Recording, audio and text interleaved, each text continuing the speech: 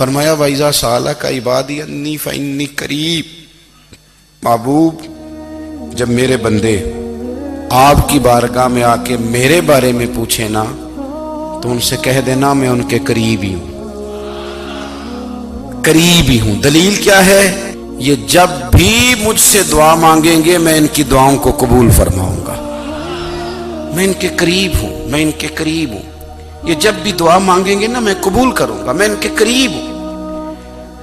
اللہ تبارک و تعالیٰ کے بندے اللہ سے محبت کرتے، رب کی بارگاہ میں جھکتے، اس کو اپنے دکھ سناتے، اس کے پیارے محبوب صلی اللہ تعالیٰ علیہ وسلم کا وسیلہ لے کے اس کے حضور حاضر ہو جاتے، پیشانیاں سجدوں سے روشن ہوتی۔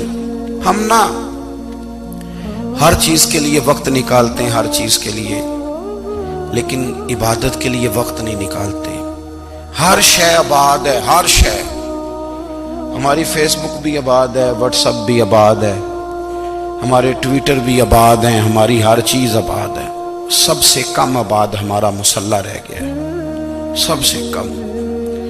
وہ لوگ اب ڈھونڈنے سے ملتے ہیں جن کی بغل میں مصلی ہوتا تھا۔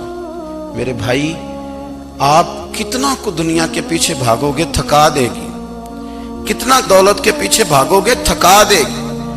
آپ جب اپنی زندگی میں جمع تفریق کرو گے نا تو مرتے وقت احساس ہوگا کہ سارا کچھ تو لوگوں کے لیے کیا، اپنے لیے تو کر ہی کچھ نہیں سکے۔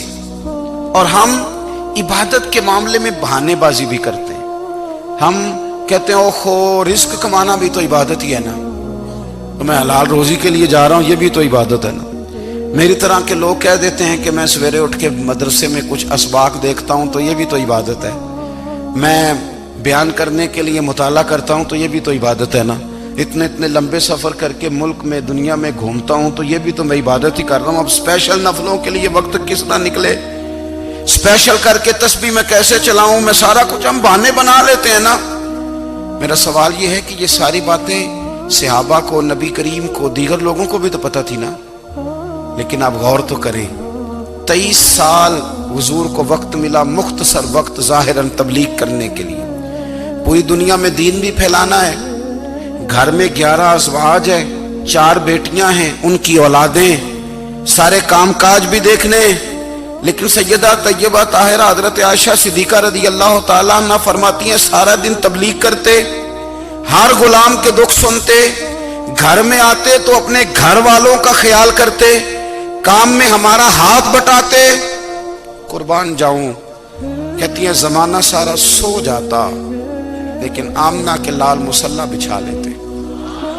دنیا سو گئی، ساری سب سو گئے، جو خدام تھے، وہ جو غلام تھے وہ سو گئے۔ صحیح مسلم میں لفظ ملیں گے، سیدہ پاک فرماتی ہیں او میرے نبی کے غلاموں، میں نے یہ رنگ بھی دیکھا ہے کہ حضور نے اتنا کھڑے رہے، اتنا قیام کیا، اتنا قیام کیا کہ مقدس پیروں میں ورم آ گئے، سوج گئے پیر، اتنے بڑے۔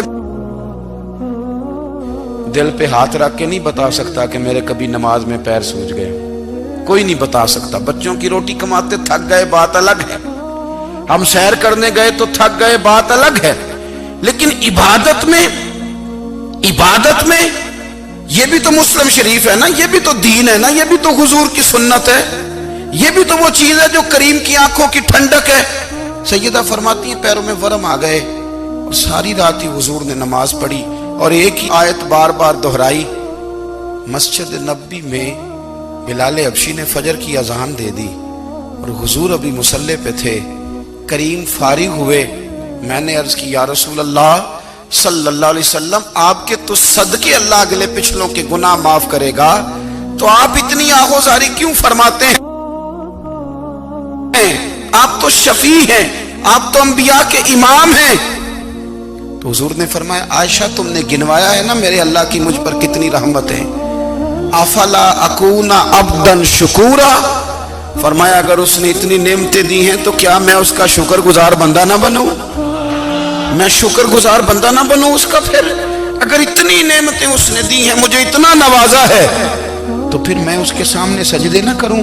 او میرے بھائی، بڑے قابل فخر لوگ ہیں ہم کہ ہم نبی پاک کے غلام ہیں، ہم قابل فخر ہیں کہ نبی کریم کے غلام ہیں، کیا کبھی اس غلامی کے شکرانے میں بھی 2 نفل پڑھے ہیں کہ یا اللہ تیرا شکر ہے تو نے ہمیں حضور کا غلام بنایا ہے؟ یاد رکھیں کہ اپنی روحانی زندگی کو آباد کریں، استغفار پڑھیں، تسبیحات کریں۔ حضرت عبداللہ ابن عمر رضی اللہ تعالیٰ عنہ حضرت عمر کے صاحبزادے ہیں، مکہ مکرمہ میں ان کی قبر ہے۔ میں نے جب انہیں پڑھا تو مجھے ان سے بڑا پیار ہو گیا، لیکن آپ کو پتہ ہے وہاں جا کے کسی شخص کا مزار تلاش کرنا یا پوچھنا ایک مشکل کام ہوتا ہے۔ تو ایک دفعہ میں مکہ شریف میں حاضر تھا، تو ایک گاڑی والا ڈرائیور مجھے کہنے لگا کہ مولانا میں آپ کو جانتا ہوں، مجھے آپ سے محبت ہے، ایک بات بتاؤں آپ کو؟ میں نے کہا بتاؤ۔ کہنے لگے حضرت عبداللہ ابن عمر کی قبر دیکھنی ہے۔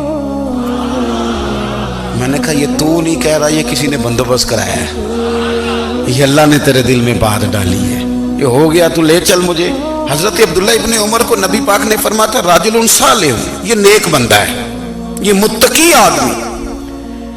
حضرت عبداللہ ابن عمر رضی اللہ تعالیٰ عنہ سیدنا فاروق اعظم رضی اللہ تعالیٰ عنہ کے صاحبزادے ہیں، اور ان کی ہمشیرہ سیدہ حفصہ رضی اللہ تعالیٰ عنہ حضور کی زوجہ محترمہ۔ ایک دن اپنی ہمشیرہ سے کہنے لگے کہ نبی کریم صلی اللہ تعالیٰ علیہ وسلم گھر میں آئے نا، اور اگر حضور غم امت میں پریشان نہ ہوں، طبیعت کو حشاش بشاش دیکھو، تو ذرا پوچھنا تو صحیح حضور کا میرے بارے میں کیا خیال ہے، پوچھنا تو صحیح کہ کریم کی بارگاہ میں میرا کیا مقام ہے، میرے بارے میں حضور کیا فرماتے ہیں۔ اب بہن کو کام بتائے، اور بتائے بھی بھائی، اور پھر بہن وہ کام نہ کرے، یہ تاریخ میں ہوتا نہیں۔ حضرت عمر فاروق رضی اللہ تعالیٰ عنہ کی صاحبزادی ام المومنین رضی اللہ تعالیٰ عنہ فرماتی ہیں کہ میں تو بس منتظر تھی، انہوں نے تو کہا تھا نا کہ اگر تم حشاش بشاش دیکھو تو بات کرنا، لیکن حضور تشریف لائے، میری باری تھی، میرے گھر تشریف لائے، کھانا پیش کیا، تو فوراً میں نے عرض کی حضور ایک بات پوچھنی تھی۔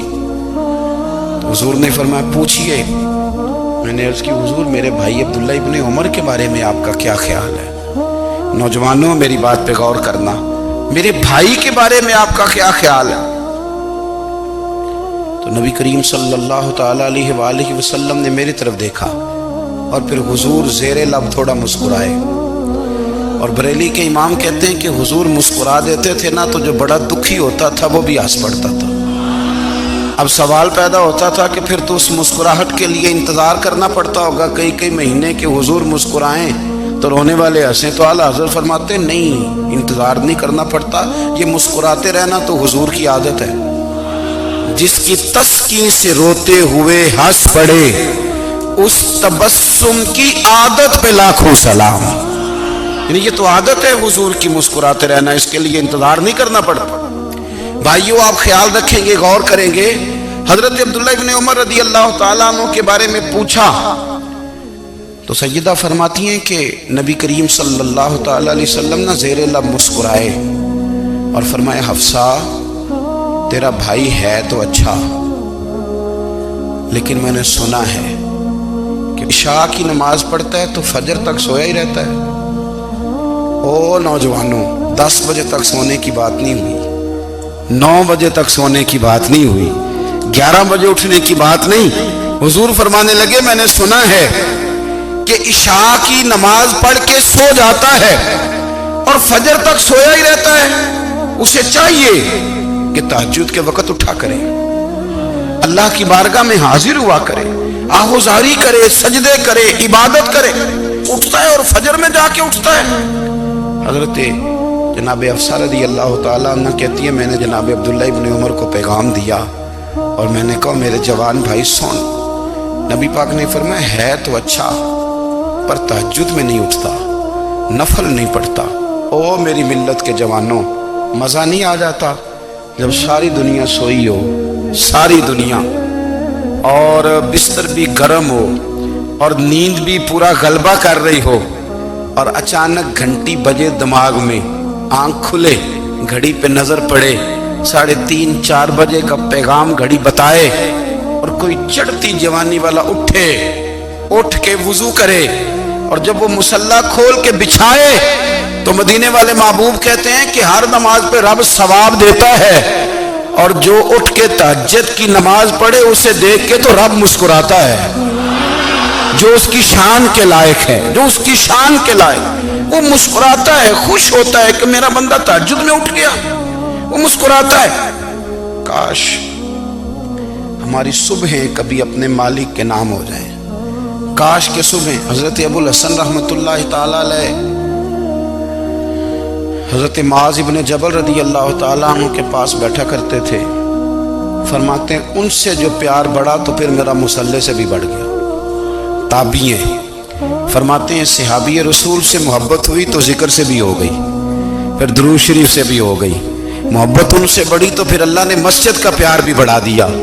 آپ فرماتے ہیں کہ میری ہر وقت طبیعت چاہتی تھی کہ بس اللہ اللہ کروں، بس اللہ اللہ کروں، بس نہ میں ذرا تھوڑی جان چھڑاؤں لوگوں سے، کوئی 10 منٹ ملے تو میں کوئی 4 نفل پڑھ لوں، میں تھوڑا سا نہ بچوں لوگوں سے، اور مجھے تسبیح ملے تو میں نہ کوئی 400-500 دفعہ استغفار پڑھوں، سبحان اللہ، الحمدللہ، اللہ اکبر، لا حول ولا قوت الا باللہ، میں نہ تسبیحات پڑھوں۔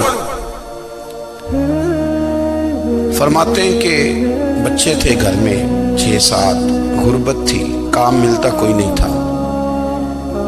اور میں کام چور نہیں تھا، کام ڈھونڈتا تھا، پر اللہ کی قدرت کے کام نہیں ملتا تھا۔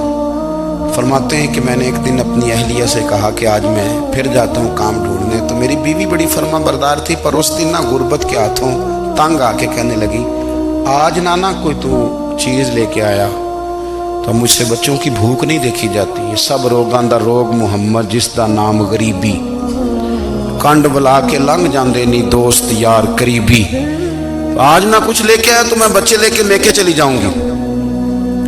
شیخ فرماتے ہیں کہ میں بڑا پریشان گھر سے نکلا، پر میں نے صبح سے لے کے زور تک کام ڈھونڈا، کام ملا کوئی نہیں، تو میرے دل میں خیال آیا چلو کام نہیں ملتا تو اللہ اللہ تو کرے نا، چلو بندوں کی مزدوری نہیں ملتی تو رب کریم کی عبادت ہی کرتے ہیں۔ فرماتے ہیں کہ میں نے نا فرات کے پانی سے وضو کیا، نہر کے، شدید دھوپ تھی، ساتھ ریت تھی اور ریت تپ رہی تھی، میں نے اپنا رومال وہیں مصلی کے طور پر بچھا لیا، اور فرماتے ہیں کہ زور سے لے کر عصر تک نماز پڑھی، دھوپ بھی پورے زور پہ، پر میرے سجدے کا ذوق بھی پورے زور پہ۔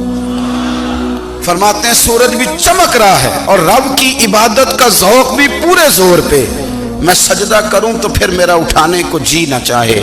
میرے استاد لکھا کرتے تھے، یہ ان کا شعر ہے، وہ کہا کرتے تھے مجھے سوز دے، مجھے ساز دے، اور مجھے نیم شب کا نیاز دے، دم سجدہ خود کو میں توڑ دوں، مجھے ایسا ذوق نماز دے، اور میں تیری بہار کا پھول ہوں، میں کھلا بھی ہوں تو تیرے لیے، مجھے میری شاخ سے توڑ لے، مجھے اپنی زلف کا ناز دے۔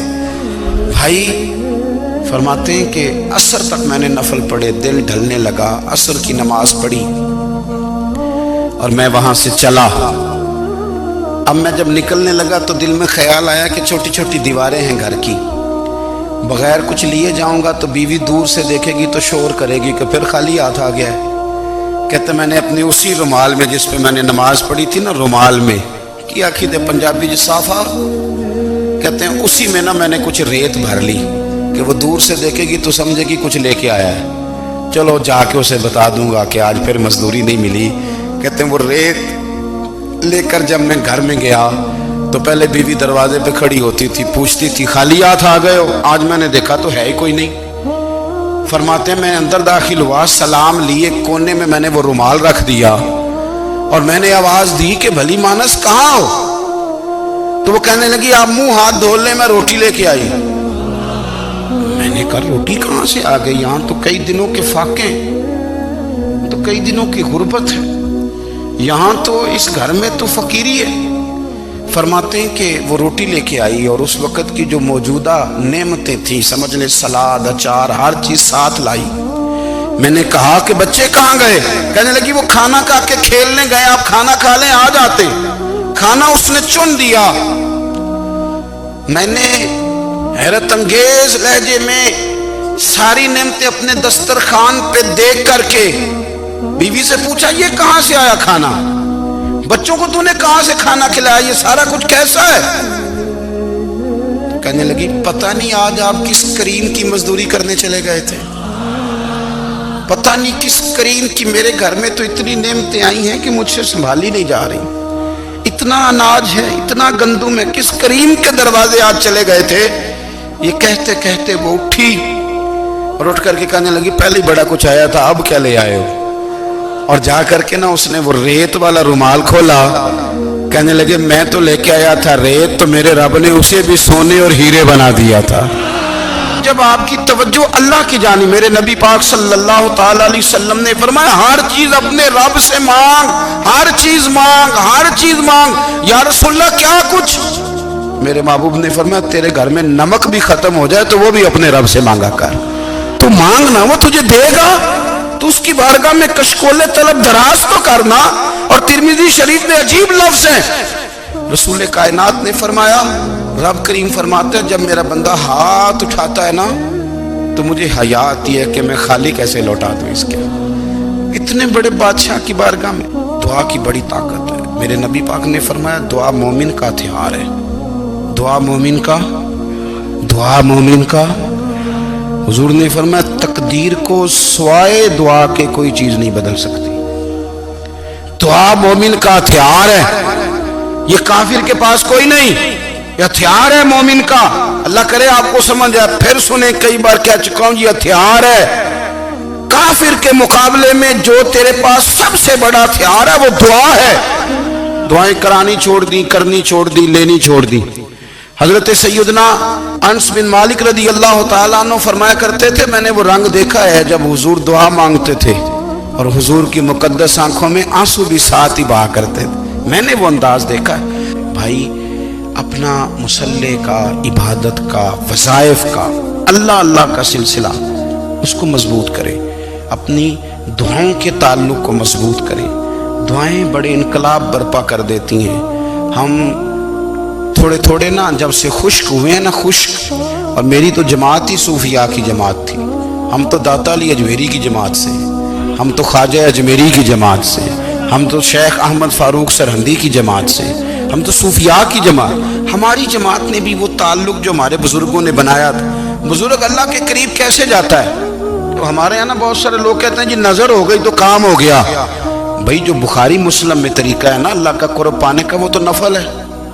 نبی کریم علیہ السلام نے فرمایا بندہ نفلوں کے ذریعے رب کے قریب جاتا ہے، اور اتنا قریب جاتا ہے کہ پھر اللہ اس کی زبان بن جاتا ہے، اللہ اس کی آنکھیں بن جاتا ہے، کان بن جاتا ہے، ہاتھ اور پیر بن جاتا ہے۔ تو یہ تو عبادت ہے، یہ تو اللہ کی بارگاہ کی حاضری ہے جو آپ کو اللہ کے قریب کرے گی۔